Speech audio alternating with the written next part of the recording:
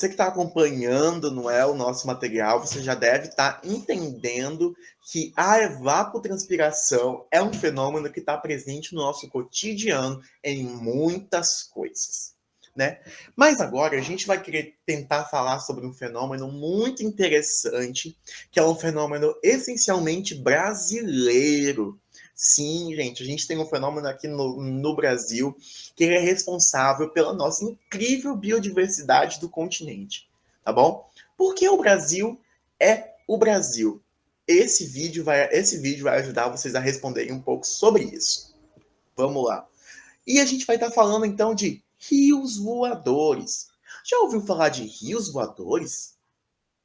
Essa é uma pergunta interessante, porque geralmente a gente pensa, meu Deus, o que é um rio voador?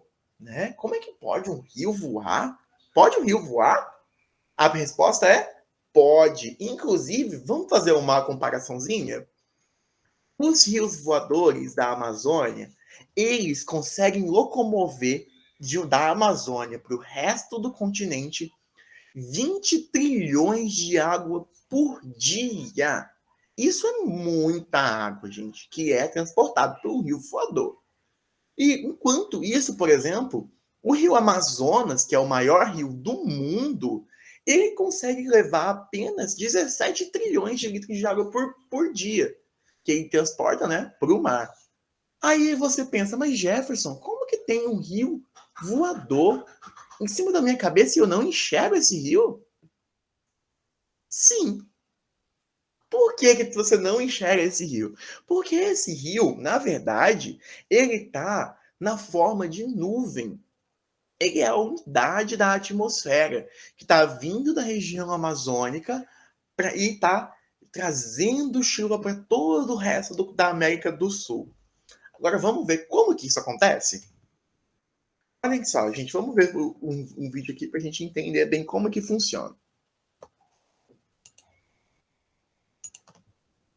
Os rios voadores, eles são um fenômeno muito comum no Brasil, que são responsáveis pela nossa biodiversidade e pela presença de chuvas no nosso continente inteiro. Por quê? O Sol aquece a água dos oceanos, traz essa água para o continente, para a floresta amazônica, que puxa essa umidade, cai água nela. A floresta, ela vai reciclar essa água, vai trazê-la de novo para a superfície na forma de nuvem e vai mandar essa corrente de ar cheia de água lá para a Cordilheira dos Andes, tá vendo?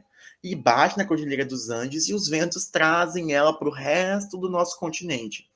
Então, por exemplo, se você está morando no centro-oeste, viu? Olha só, a chuva passou exatamente por aqui, ó, pelo centro-oeste. Desceu para o sul, passou pelo sudeste.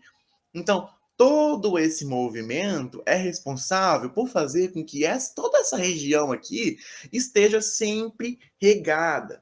Então, os rios voadores, eles são responsáveis, por exemplo, por fazer com que a nossa região, que a nossa época de chuva seja tão úmida, fazer com que a gente tenha sempre bastante água. Você pensa, Jefferson, mas isso acontece em todos os lugares do mundo? Não, isso não acontece em todos os lugares do mundo. E agora a gente vai entender por que a gente é tão privilegiado assim. Olhem só. Esse aqui é o nosso esquema, né? Como vocês podem ver, relembrando de novo. A água sobe do oceano, cai na floresta, ela sobe de novo pela floresta, né? Recicla essa água e chove por todo o continente. E por que isso é tão importante? Vamos ver isso vamos ver se isso acontece no resto do mundo. Como vocês podem ver, essa região do trópico aqui, né, que é da linha dos trópicos, aqui é a região da linha do Equador, ela é cheia de regiões que formam desertos e formam subdesertos, semidesertos, né? Que são as regiões que está passando ali do lado de um deserto. Por quê? Porque a tendência dessa região dos trópicos, entre os trópicos, né, que é a linha do Equador, o trópico de Câncer e o trópico de Capricórnio, a tendência é que essa região, por conta de ser muito quente, seja também muito seca. Então, ela tem um potencial de ressecamento muito grande. Porém, a existência da nossa floresta amazônica e o fato de que ela conseguiu criar esse fenômeno dos rios voadores fez com que surgisse o que os pesquisadores chamam de quadrilátero afortunado. Então, é essa região aqui que vai de Cuiabá, que pega a Bahia, aqui um pedaço da Bahia, pega São Paulo, Minas Gerais, o Sudeste inteiro. Essa região, como vocês podem ver aqui, ó, os similares.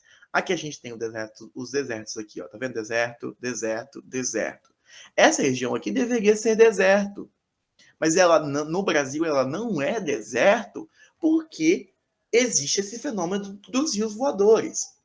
Então você vai pensar, poxa, Jefferson, então a Amazônia, na verdade, ela pega e ela literalmente faz com que o Brasil seja o Brasil, né? Porque pensa só, como é que a gente iria fazer boa parte das nossas coisas se aqui fosse um deserto? Estou pensando se vocês estão morando no Mato Grosso, vocês são de outra região, mas tem que pensar. Essa região poderia ser um deserto, gente. Mas não é um deserto, é uma das regiões muito úmidas. A gente tem o Pantanal aqui no Mato Grosso do Sul, sabe? Muitas outras coisas que são formadas a partir desse fenômeno que acontece na nossa atmosfera. Mas então, o que seria o Brasil sem os rios voadores? Primeiro, a gente teria uma diminuição na regularidade das chuvas de todo o país.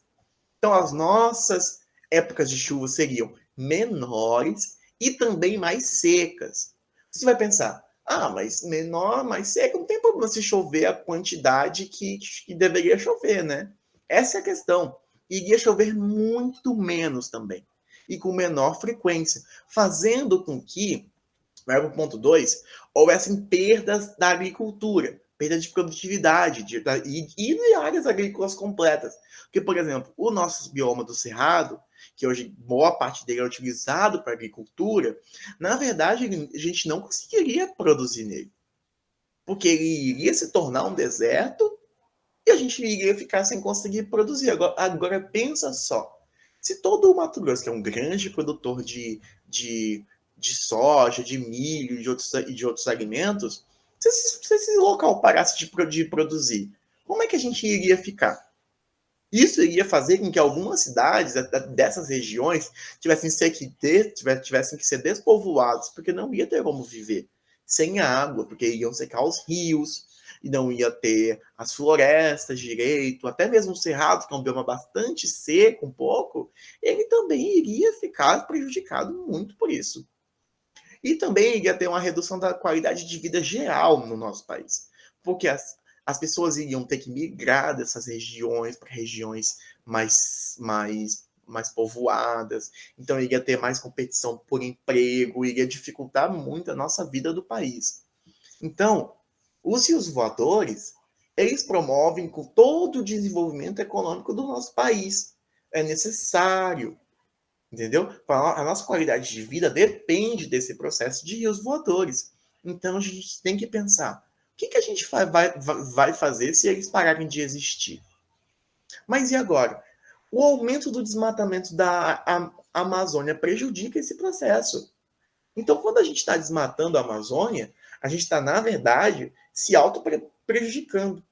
Mesmo os agricultores que plantam lá na Amazônia, que desmatam a Amazônia, eles estão agora prejudicando seu próprio futuro de produção. Porque aí, se começar a faltar água dos rios voadores, como é que vai produzir? Né? É uma boa questão. A gente tem que preservar muito bem a Amazônia para que a gente consiga manter esse fluxo e manter a produção no resto do país. Então, se você chegou até aqui, espero que você confira o outro material que tem ali mais abaixo, tem umas coisas muito interessantes. Nem só de tristeza vive esse módulo aqui que a gente está, mas espero que vocês gostem bastante, que continuem interessados. Qualquer coisa, manda uma dúvida, manda um feedback, tá bom?